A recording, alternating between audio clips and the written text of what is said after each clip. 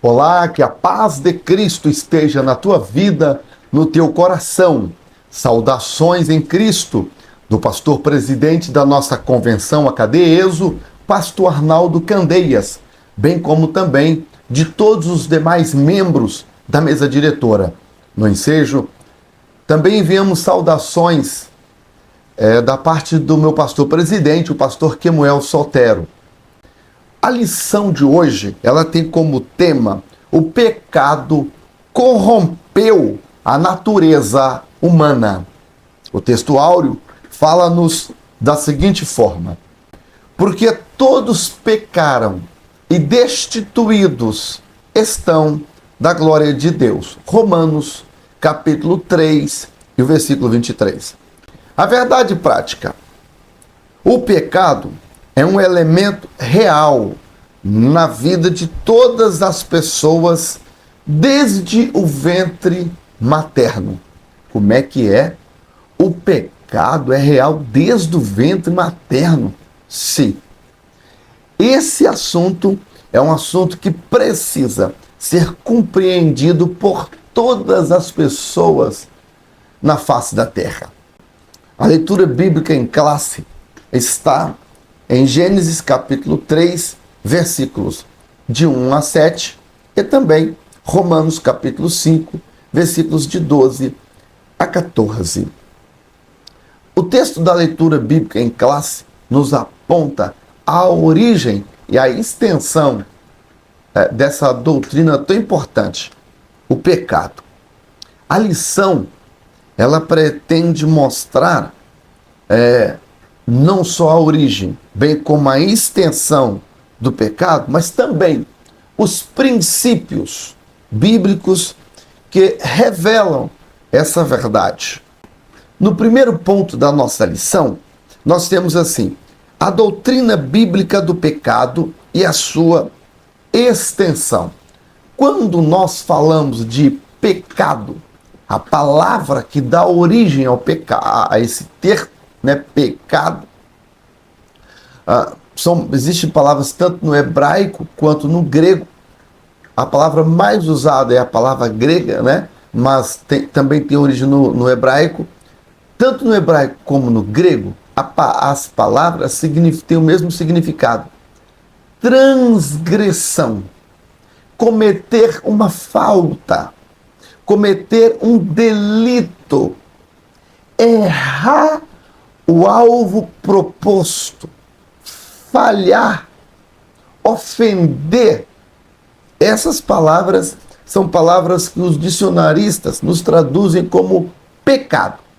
Pecado, em resumo, é transgredir as leis de Deus, é ofender a vontade de Deus. Quando ofendemos a vontade de Deus, então nós estamos pecando, transgredindo a lei de Deus. Bem, quem foi, então, a pessoa que deu origem ao pecado? A pessoa que deu origem ao pecado é a pessoa de Satanás. O antigo dragão, a antiga serpente, Satanás, o diabo, ele era um anjo, ele era um querubim ungido. Diz a Bíblia em Ezequiel capítulo 28, versículos de 12 a 15, e também Isaías 14, de 12 a 15. Nesses textos, nós veremos aqui como é que Satanás deu a origem ao pecado. Ele era um querubim ungido, estava no Monte Santo de Deus, como diz Ezequiel, até que um dia achou-se iniquidade nele. Deus enviou esse querubim para que ele ficasse aqui no jardim de Deus. A terra não era como nós temos a terra hoje, A terra ela já passou por duas fases. Nós estamos no que nós chamamos de terceira fase da terra. Mas, focando aqui na questão do querubim, ele era um querubim, ele e uma terça parte dos anjos desceram, está lá no livro de Apocalipse, desceram, e eles ficaram aqui entre as pedras afogueadas, entre as pedras preciosas, topázio, diamante, ele ficou aqui. E ele agora contemplou aquela beleza. E então, aí que diz o texto lá de Ezequiel, até que achou iniquidade nele, ele subiu.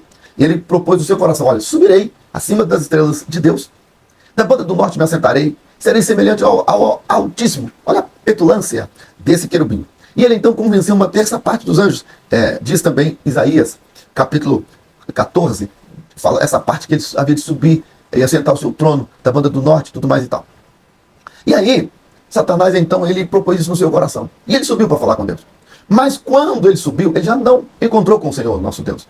Deus, então, envia o seu exército celestial, né, comandado por Miguel, né? Então, ele agora, esse anjo, é jogado da parte de Deus, jogado por terra.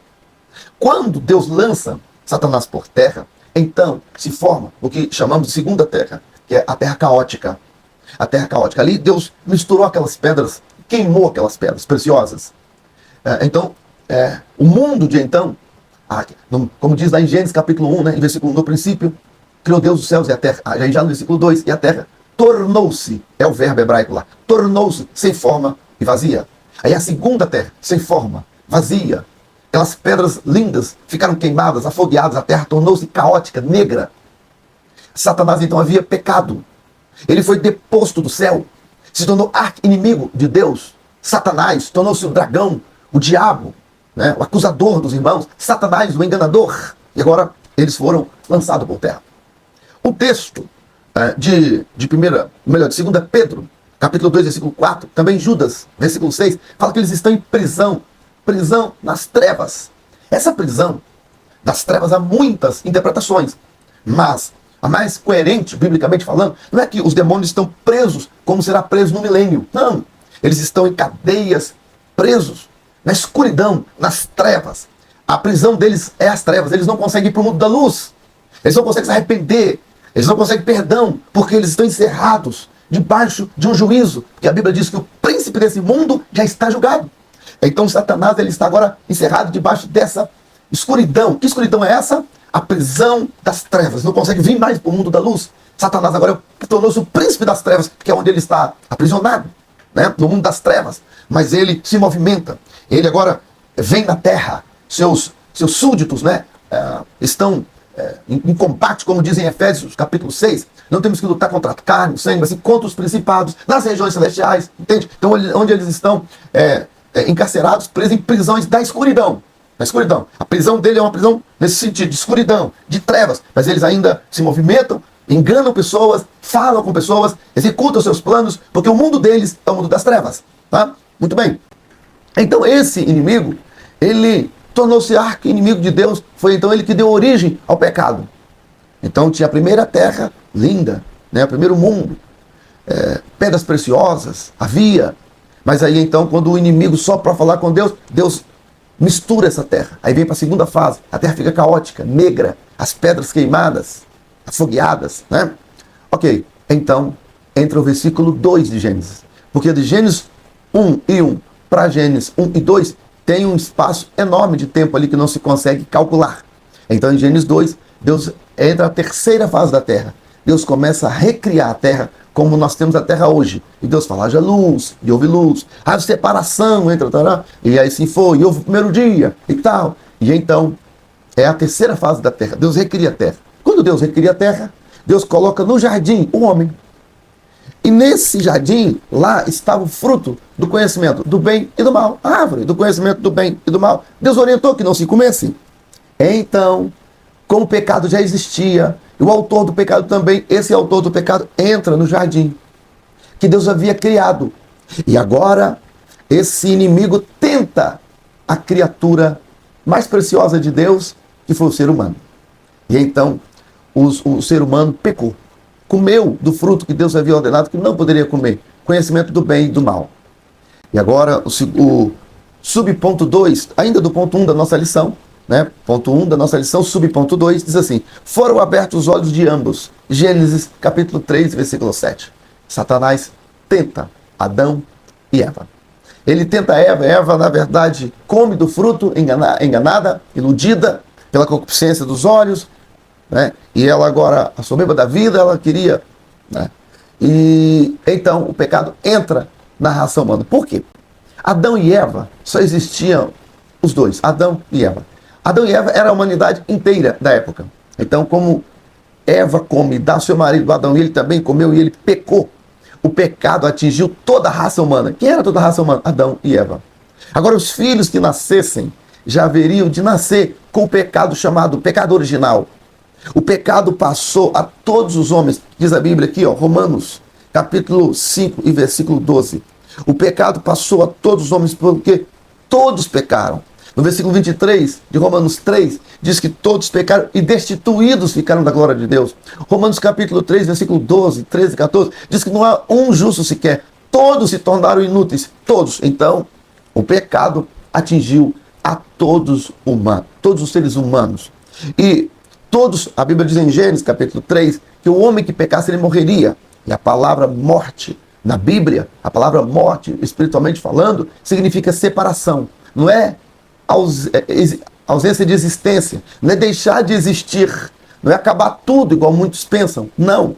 A palavra morte, na Bíblia, significa separação. Tanto é que lá em Apocalipse, capítulo 21, fala da segunda morte. Ah, segunda morte? Então, já que tem a segunda, é porque tem a primeira morte. Se a morte fosse inexistência, não teria segunda morte. Então, nós que é possível o ser humano morrer duas vezes. A primeira é a morte física. O que é isso, morte física? É a separação do corpo e da parte espiritual. O corpo vai para o pó da terra, a parte espiritual vai para o domínio de Deus. Deus vai decidir onde essa pessoa vai, para o paraíso ou para o Hades, que é lugar de tormento. Paraíso é um antigozo, são duas antessalas. Antessala do céu, que é o paraíso, antessala do inferno, que é o Hades. Então, a pessoa quando morre, ela vai para um desses lugares, porque Deus é que ordena para onde vai. Então, note que não houve, a pessoa não deixou de existir. Ela não foi extinta. Morte não significa extinção, a morte do ser humano. Não significa isso. Então, tanto é, como eu já disse, que Apocalipse fala da segunda morte. Então, o ser humano pecou, ficou separado de Deus, conforme Isaías 59, versículo 2. Ficou separado de Deus. Por causa do pecado, Mas Deus, lá em Gênesis capítulo 3, versículo 15, Deus faz uma promessa, que havia de enviar alguém que ia ferir a cabeça da serpente. E esse alguém iria agora, da semente da mulher, essa pessoa haveria de nascer, e agora ia resolver o problema do pecado. Ia religar o homem a Deus. Essa separação ia cair por terra e o homem haveria de reconciliar com o Senhor. Quem é essa pessoa? Pessoa prometida? Jesus de Nazaré, que haveria de nascer da descendência da mulher. Então, o terceiro subponto da lição, nós temos aqui a consequência da queda. A consequência da queda foi a morte espiritual de todos os seres humanos. Mas o que, pastor? A mulher passou a nascer, a ter filhos com dores. O homem passou a ser fadigado pelo seu trabalho. Mas o que passou? Passou também a nascer ortigas, espinhos, abrolhos. Né? As árvores que não eram frutíferas surgiram como consequência do pecado. Olha, a consequência do pecado. Gênesis, capítulo 3, versículo de número 15. Porém, inimizade entre ti e a mulher, e entre a tua semente e a sua semente. Essa lhe ferirá a cabeça, e tu lhe ferirás o calcanhar. Falando de Jesus. E a mulher Deus disse, multiplicarei grandemente a tua dor e a tua conceição, e com dor terás filhos, e o teu desejo será para o teu marido, e o teu marido te dominará. O domínio do homem sobre a mulher surgiu como consequência do pecado. E a Adão, versículo 17, disse Deus, porquanto deste ouvidos à sua mulher, e comeste da árvore que eu te ordenei, dizendo, não comerás dela.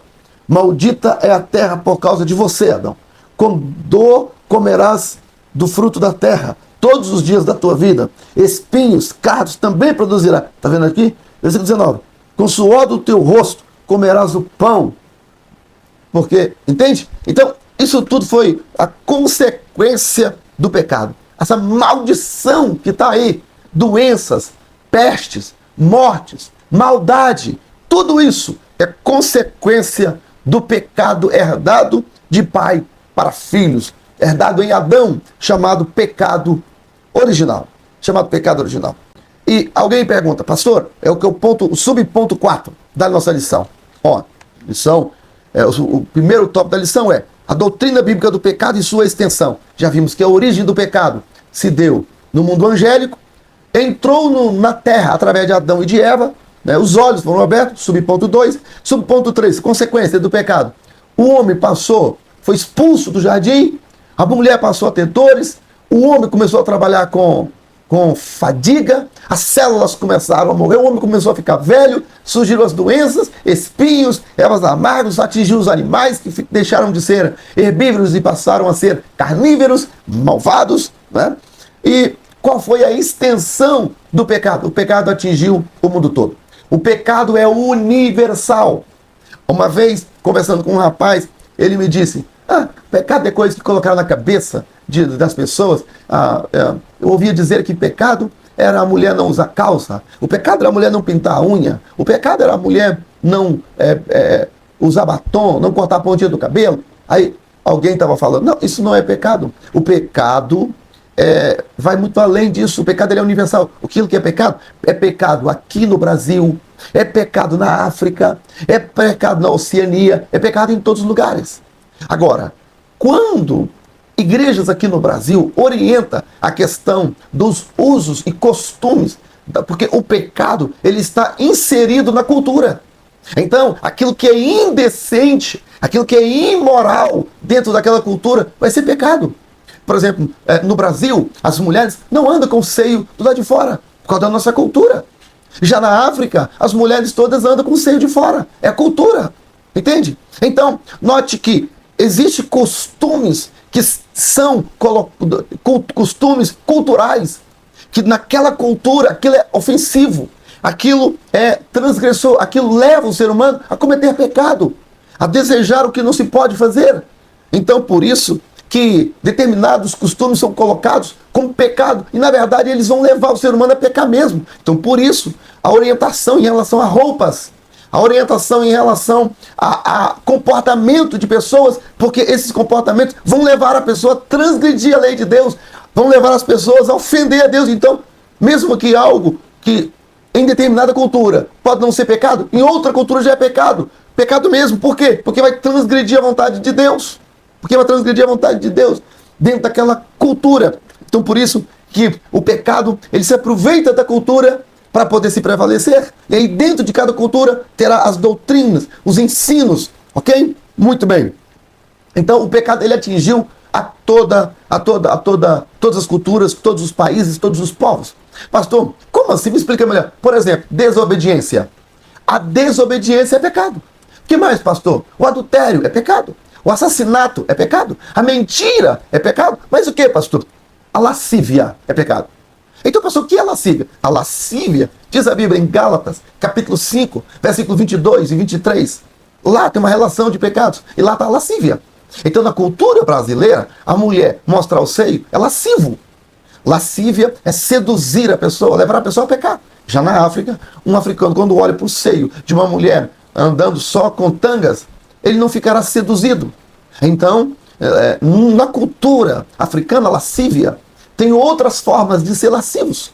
Olhares lascivos, palavras lascivas, entende? Já no Brasil, a lascívia já é de outra forma, mas independente. Lascívia é pecado aqui no Brasil, a lascívia é pecado na África, a lascívia é pecado nos países europeus, a lascívia na Oceania, em qualquer parte, lascívia é pecado, mentira é pecado. Então o pecado, ele tornou-se universal. A desobediência é pecado. Então, quando se estabelecem leis e normas e alguém transgride aquelas normas, torna-se pecado. Então isso é pecado. E o pecado, ele atingiu a imagem e semelhança de Deus no homem. Aqui na nossa lição, no subponto 4 do ponto 1, diz aqui, mas a imagem de Deus no ser humano caído não foi erradicada, não foi tirada. Está desconfigurada, mas não aniquilada. Isso está com base na declaração de fé, página 101 e página 43. Lá embaixo, na página 43, embaixo, e também na página 101, também há essa afirmação. Por quê? Pastor, o que é a imagem e semelhança de Deus? A imagem e semelhança de Deus no ser humano são atributos que Deus colocou no ser humano e que Deus também possui. Em primeiro lugar, a imagem e semelhança de Deus no homem, ela não é física. Ela não é o aspecto físico. Tem seres humanos que são brancos, outros são pardos, outros são negros. Então, se fosse a imagem e semelhança de Deus, qual cor seria Deus? Deus teria orelha grande ou pequena, beiço? grande ou pequeno, olhos como? Né? Alto ou baixo seria Deus. Então a imagem e semelhança de Deus não é física. A imagem e semelhança de Deus no ser humano, né? Não é física. Então o que é? Primeiro, são atributos pessoais, a capacidade pessoal, pensar, sentir, querer, vontade própria, livre-arbítrio. Então essa é a primeira fase, né, das capacidades da imagem e semelhança de Deus no homem. A imagem e semelhança de Deus no homem, ela é moral e espiritual, né? Então, primeiro, são atributos pessoais. Segundo, a imagem e semelhança de Deus é a imortalidade. Então, o homem, o ser humano, ele nunca será extinto. Então, mesmo o homem no pecado, ele não será extinto. Ele será lançado, o ser humano ele será lançado no céu ou no inferno. Para sempre, o ser humano, quando ele nasce, ele já tem imagem e semelhança de Deus nele. O que é? A imortalidade. Algumas pessoas até pensam que imagem e semelhança de Deus é caráter, é o caráter e a personalidade. Não. A imagem e semelhança de Deus não é caráter e outra coisa que alguém pensa ser. Não, não é isto. Caráter faz parte do ser humano, sim, mas não é natureza e caráter. Alguém pensa que é natureza e caráter. Natureza humana e caráter. É a imagem e semelhança de Deus no homem. Não é. Não é isto.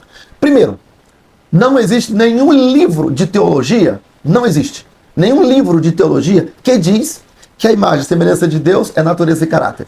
Para já não existe. Desde a época dos pais da igreja, Agostinho, vem para cá, não, ninguém fala isso. Em segundo lugar, nós não temos respaldo bíblico para dizer que a imagem e semelhança de Deus no homem, ela é natureza e caráter. Tá? São coisas que alguém até pensa, respeitamos quem pensa assim, mas não é isso.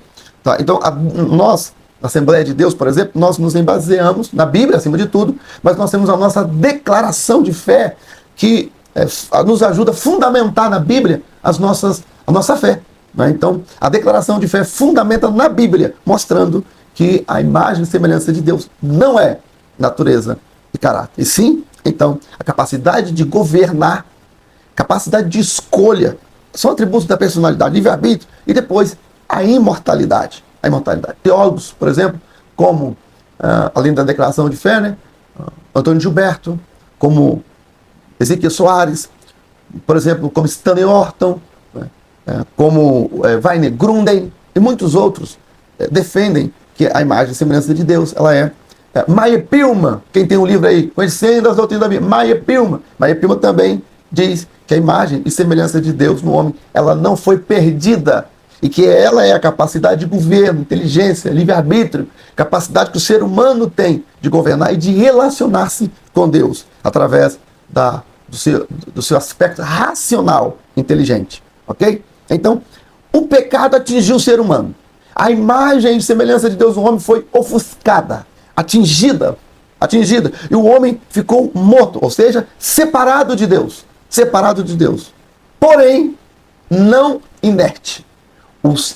A imagem e semelhança de Deus no homem não fez do homem uma pessoa inerte. Como o calvinismo prega, que o homem está morto, separado de Deus, o homem está morto. Aí, eu uma vez, ouvindo uma pregação de um calvinista, e ele falando sobre esse assunto, ele disse assim: alguém está morto no caixão, aí você pega um alfinete e futuca o dedo, e fura o pé do morto. O que o morto faz? Nada.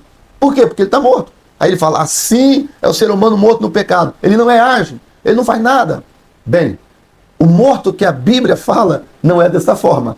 Isso aí é uma ilustração que está oposta ao que a Bíblia diz. Se não, vejamos.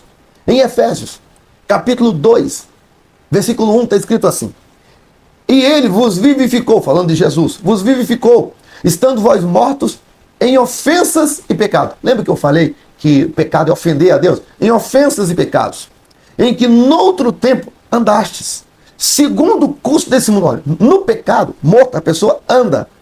Segundo o curso do mundo, tem uma diretriz. Segundo o príncipe da potestade do ar. Olha, ele obedece, um príncipe, ele está debaixo de um reinado.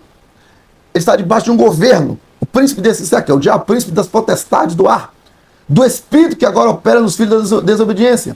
Entre os quais todos nós também antes andávamos. Então esse morto anda.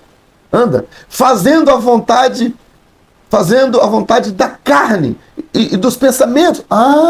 Então ele tem vontade. Esse morto aqui tem vontade. Ele anda, ele obedece. Então não é inerte.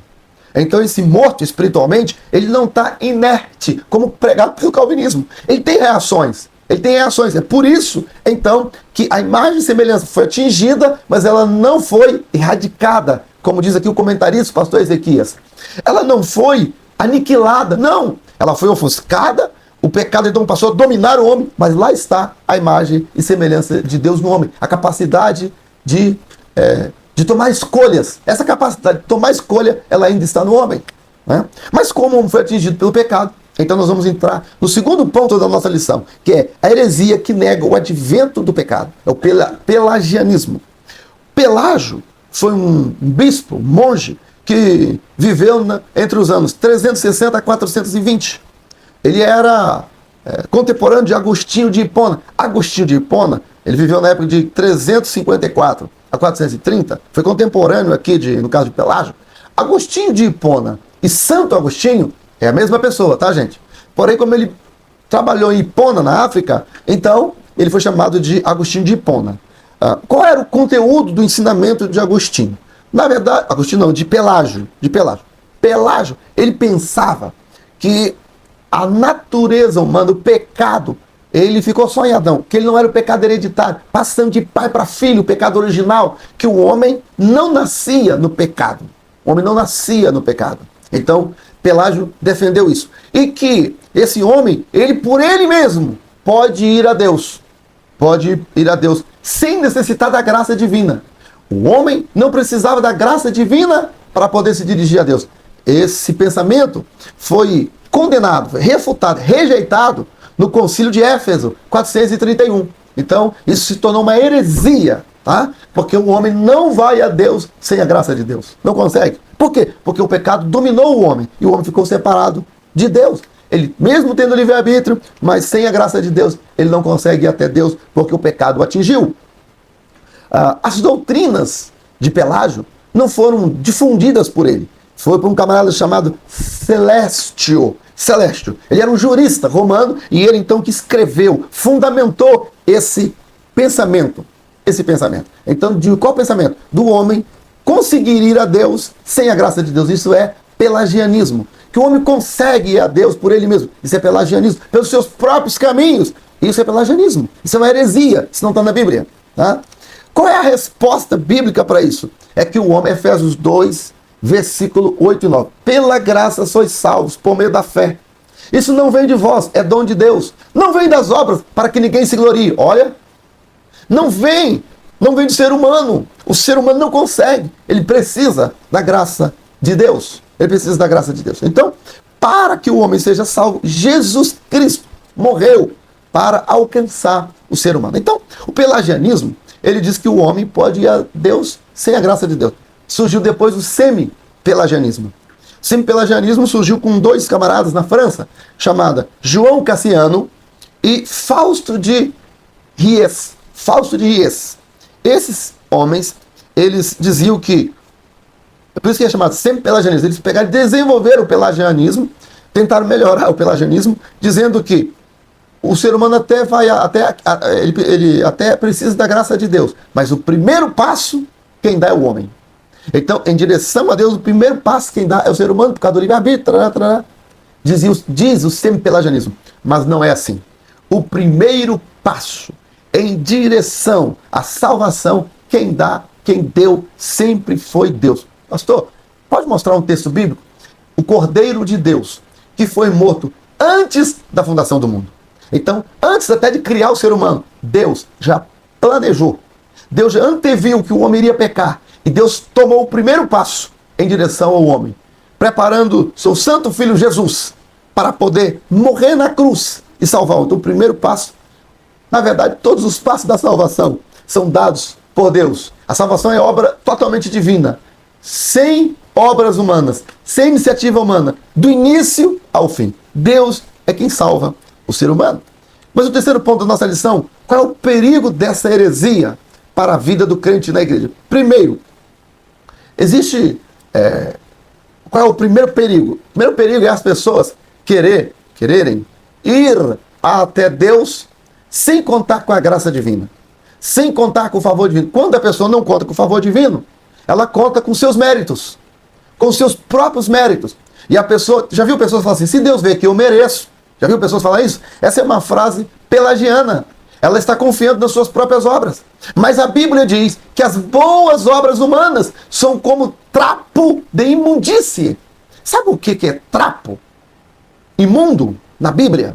A Bíblia, quando fala disso, ela está se referindo. Naquela época, não existia não existia o absorvente. Não existia absorvente. As mulheres usavam uma pequena toalha. E ali usava aquela toalha para segurar o sangramento do período menstrual. E depois, o sangue naquele pano, aquilo era considerado algo imundo. Então, o trapo de imundície era aquele pano.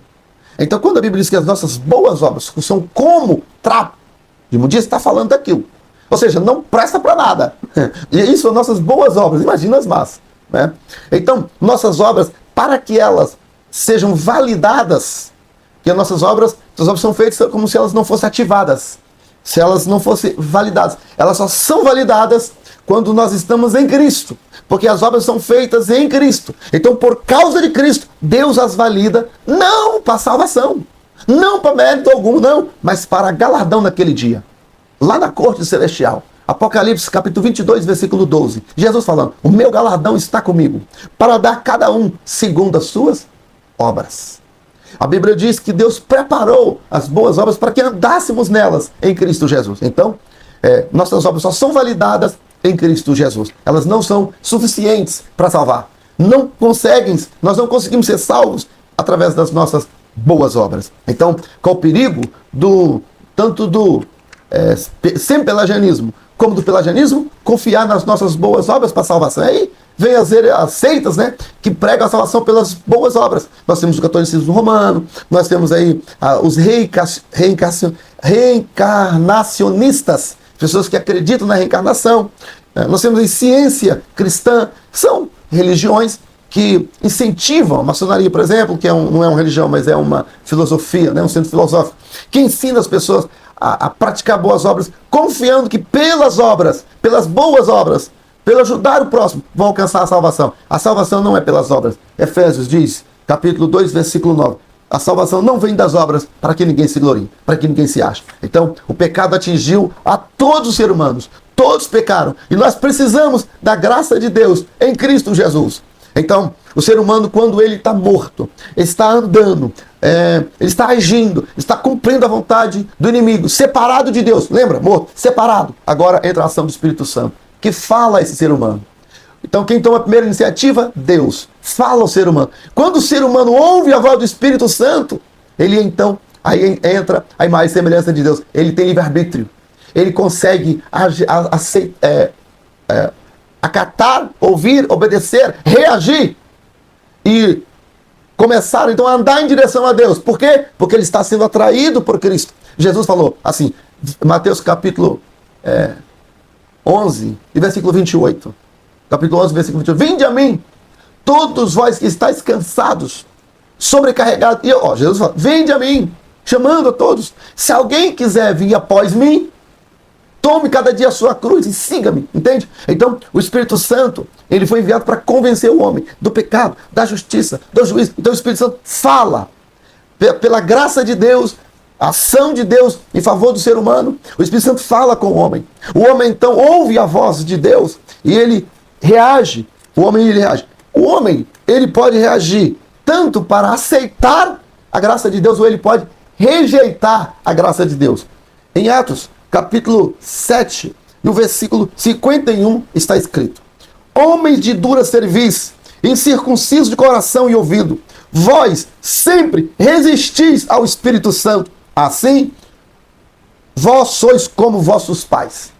Então note aqui que quando a graça de Deus está operando, ela não obriga a pessoa, ela não pega a pessoa na marra e leva a pessoa para Deus. A graça de Deus, ela é atraente, ela é convincente, ela fala com o ser humano, mas o ser humano pode, como diz aqui, resistir ao Espírito Santo, rejeitar a graça de Deus e continuar preso do pecado e rejeitar a salvação. Ela pode aceitar, ela pode ajeitar, mas o primeiro passo, quem dá é Deus.